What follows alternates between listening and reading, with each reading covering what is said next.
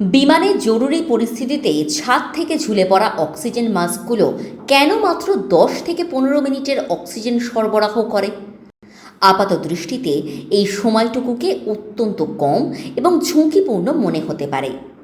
মাঝ আকাশে যেখানে কোনো যান্ত্রিক ত্রুটি হলে বিমান মাটিতে নামতে ঘন্টার পর ঘন্টা সময় লাগতে পারে, সেখানে যাত্রীদের সুরক্ষায় কেন মাত্র 1 ঘন্টার অক্সিজেন দেওয়া হয়?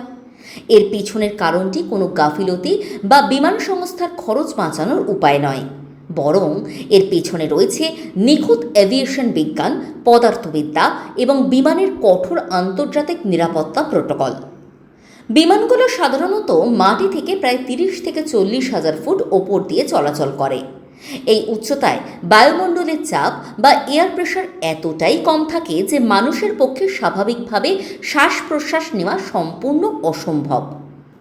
বাতাসে পর্যাপ্ত অক্সিজেন থাকলেও তীব্র চাপের অভাবে মানুষের ফুসফুস সেই অক্সিজেন রক্তে সরবরাহ করতে ব্যর্থ হয়। এই প্রাকৃতিক বিপর্যয় এড়াতে বিমানের ভেতর কৃত্রিম উপায়ে বাতাসের চাপ নিয়ন্ত্রণ করা হয়, যা অ্যাভিয়েশনের ভাষায় কেবিন প্রেশারাইজেশন নামে পরিচিত। তবে যদি কোনো যান্ত্রিক ত্রুটি দেখা যায়, যেমন জানালার কাচ ফেটে যাওয়া বা ফিউজেলেজে সামান্য ফুটো তৈরি হলে কেবিনের ভেতরের সমস্ত বাতাস সেকেন্ডের মধ্যে বাইরে বেরিয়ে যায়। বিজ্ঞানের পরিভাষায় এই মারাত্মক পরিস্থিতিকে বলা হয় র্যাপিড ডিকম্প্রেশন। এমন অবস্থায় 40,000 ফুট উচ্চতায় একজন মানুষের সজ্ঞান থাকার সময়সীমা মাত্র 15 থেকে 30 সেকেন্ডে নেমে আসে, যাকে কারিগরি ভাষায় বলা হয় টাইম অফ ইউজফুল কনসিয়াসনেস। এই অতি অল্প সময়ের মধ্যে মস্তিষ্কে অক্সিজেন সরবরাহ বন্ধ হয়ে যায়, দৃষ্টিশক্তি ঝাপসা হতে শুরু করে এবং তীব্র হাইপোক্সিয়ার কারণে মানুষ দ্রুত জ্ঞান হারিয়ে ফেলে। ঠিক এই চরম সংকটকালীন মুহূর্তে যাত্রীদের মস্তিষ্ক সচল রাখতে এবং নিশ্চিত মৃত্যুর হাত থেকে বাঁচাতে স্বয়ংক্রিয়ভাবে মাথার উপরের প্যানেল থেকে জরুরি অক্সিজেন মাস্কগুলো নিচে নেমে আসে। কিন্তু যদি এই বিপর্যয় ঘটে, তবে মাত্র 10 থেকে 15 মিনিটের অক্সিজেন দিয়ে কী লাভ হবে?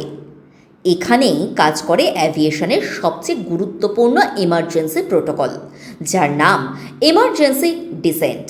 কেবিনের চাপ কমে যাওয়ার সংকেত পাওয়ার সাথে সাথেই পাইলটদের প্রথম এবং একমাত্র প্রধান কাজ হলো বিমানটিকে দ্রুত এমন একটি উচ্চতায় নামিয়ে আনা যেখানে সাধারণ মানুষ কোনো মাস্ক ছাড়াই প্রাকৃতিকভাবে শ্বাস নিতে পারে। অ্যাভিয়েশনের নিয়ম অনুযায়ী এই নিরাপদ উচ্চতা হলো 10,000 ফুট বা তার নিচে। একটি আধুনিক বাণিজ্যিক বিমানকে 40,000 ফুটের উচ্চতা থেকে তীব্র গতিতে 10,000 ফুটে নামিয়ে আনতে পাইলটদের সর্বোচ্চ 5 থেকে 8 মিনিট সময় লাগে। যেহেতু বিমানটি 8 মিনিটের মধ্যেই সম্পূর্ণ নিরাপদ ও স্বাভাবিক বাতাসে নেমে আসে, তাই 10 থেকে 15 মিনিটের অক্সিজেন ব্যাকআপ যে কোনো জরুরি পরিস্থিতি সামাল দেওয়ার জন্য প্রয়োজনের চেয়েও অনেক বেশি। পাইলটদের মূল লক্ষ্য তখন বিমানটিকে মাটিতে ল্যান্ড করানো নয়, বরং দ্রুত নিরাপদ উচ্চতায় নিয়ে আসা, যা এই অল্প সময়ের মধ্যেই অনায়াসে সম্ভব। এখানেই স্বাভাবিকভাবে একটি প্রশ্ন উঠে আসে, কেন বিমান সংস্থাগুলো হাসপাতালে ব্যবহৃত অক্সিজেনের মতো বড় সিলিন্ডার বিমানে রাখে না? এর পেছনে রয়েছে বড় ধরনের ওয়ান টাইম টেকনিক্যাল চ্যালেঞ্জ। শত শত যাত্রীর জন্য যদি আলাদা ভারী অক্সিজেনের সিলিন্ডার বিমানে বহন করতে হয়, তবে বিমানের ওজন কয়েক টন বেড়ে যাবে। এর ফলে বিমানের জ্বালানি খরচ আকাশ ছোঁয়া হবে এবং বিমানের উড্ডয়ন ক্ষমতা মারাত্মকভাবে ব্যাহত হবে। তাছাড়া অতিরিক্ত চাপে রাখা গ্যাস সিলিন্ডার মাঝ আকাশে বিস্ফোরণের মতো বড় দুর্ঘটনা ঘটাতে পারে। এই কারণেই বিজ্ঞানীরা বিমানে কোনো গ্যাস সিলিন্ডার ব্যবহার করেন না। এর বদলে প্রতিটি সিটের ওপরে ব্যবহার করা হয় কেমিক্যাল অক্সিজেন জেনারেটর, যাকে অ্যাভিয়েশনের ভাষায় অক্সিজেন ক্যান্ডেল বলা হয়। এই ছোট ছোট পাত্রের মধ্যে মূলত সোডিয়াম ক্লোরেট এবং আয়রন পাউডারের মতো কিছু রাসায়নিক উপাদান থাকে। যখন কোনো যাত্রী জরুরি অবস্থায় মাস্কটি নিজের দিকে জোরে টানেন, তখন সেই টানের ফলে একটি স্প্রিং লোডেড পিন সক্রিয় হয়ে ওঠে এবং কেমিক্যালের মধ্যে একটি রাসায়নিক বিক্রিয়া শুরু করে। এই রাসায়নিক বিক্রিয়া অত্যন্ত তীব্র গতিতে অক্সিজেন গ্যাস তৈরি করতে শুরু করে।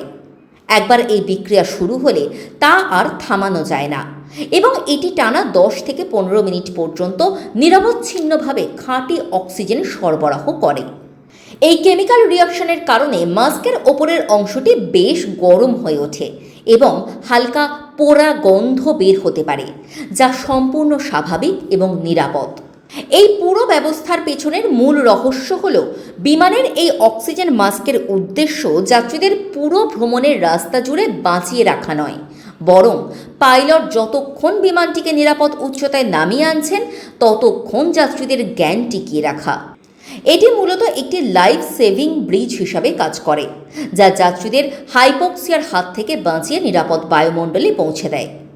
এই নিখুঁত বৈজ্ঞানিক হিসাব, আধুনিক কেমিক্যাল ইঞ্জিনিয়ারিং এবং পাইলটদের দ্রুত ইমার্জেন্সি ডিসেন্ট নেওয়ার দক্ষতার সমন্বয়ের কারণেই বিমানের মাত্র 15 মিনিটের অক্সিজেন মাঝ আকাশের যে কোনো বড় বিপদ থেকে শত শত মানুষের প্রাণ অনায়াসে বাঁচিয়ে দিতে সক্ষম। সুতরাং আপাত দৃষ্টিতে যা অবহেলা মনে হতে পারে তা আসলে আধুনিক অ্যাভিয়েশন ইঞ্জিনিয়ারিং এবং মানব সুরক্ষার এক নিখুঁত বৈজ্ঞানিক সমীকরণ।